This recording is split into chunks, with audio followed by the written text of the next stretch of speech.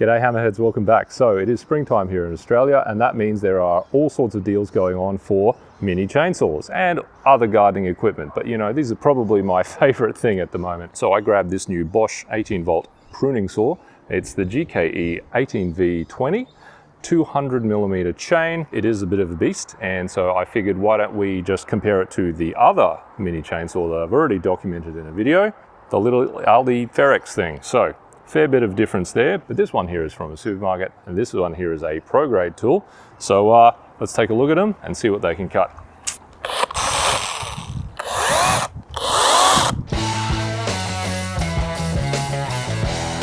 Okay guys, so there's the Aldi Fibrous one. We've seen that before, but just quickly, it is a 100mm bar on there. It has the safety flap. It is a brush motor, so you know, don't stall that. And the trigger lock is a little bit annoying to get to, but it's not too bad. So to make it run, you've just got to make sure you press that in with your thumb. And if possible, make sure that your other hand is safely back away from the blade, usually up there, depending on what you're cutting. This thing just has one speed, on or off. But I've done a pretty thorough video for that one already, so go check that out. Now this one is seasonally available at Aldi for $49 dues. But the Bosch Blue, that one is 9 times the price for $49 dues. And I guess we'll have to see if it's worth it, but you can see straight away it is a lot bigger. This thing has double the cutting capacity, so that is a 200mm bar. This one actually has an oil tank as well, just like a proper chainsaw. The Fibrous does not, they just say oil the chain sometimes. Now this one actually came with this GBA battery, so that's what I'm using for now. Probably will work better with a bigger Pro Core. These batteries are actually more powerful than the 4 amp hour Pro Core, but obviously not more powerful than say the 8 or 12. The chain tensioner is actually up here, which is nice. It does have a top guard to protect your other hand, your non-trigger hand, which is nice because when you're using these things, you can get knocked around by the branches shifting and things like that. And it's also got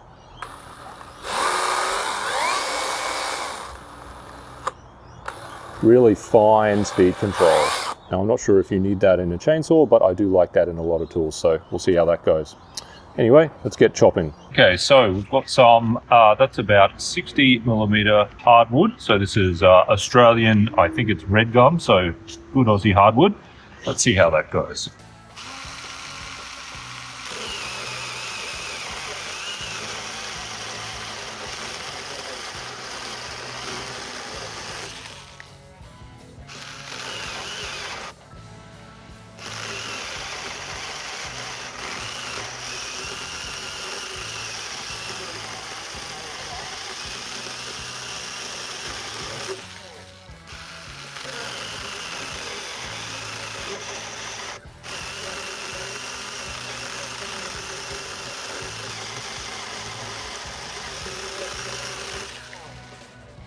And the big boy.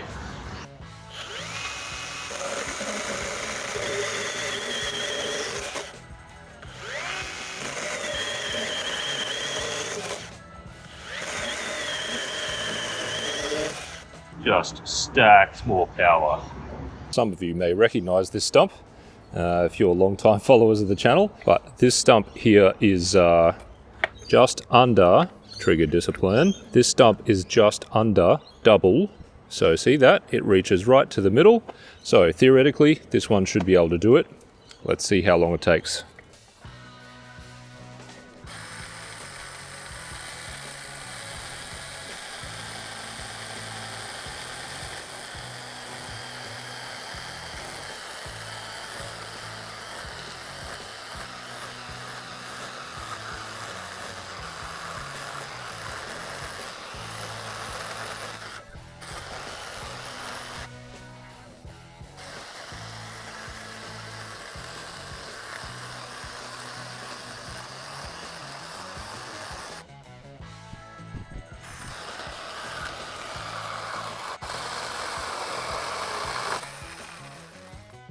Got all through the same cut, which is nice.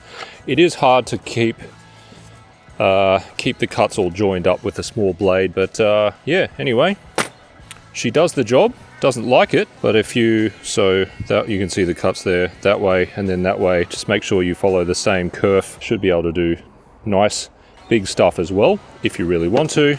Now for the Bosch, let's see how she goes. This one is just, yeah, almost the whole width of this stump. So should be a banger. Oh yeah, stacks more power.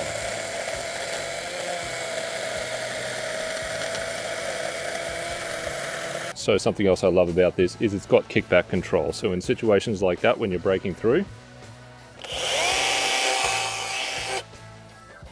it'll actually stop the saw.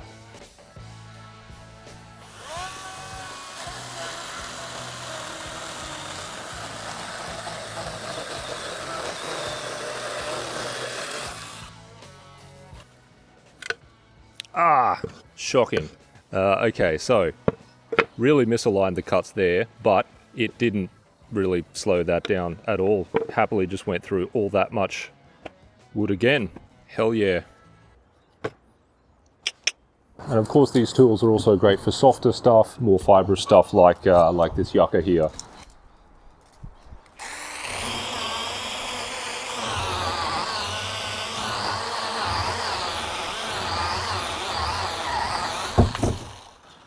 Well, that one's not that great.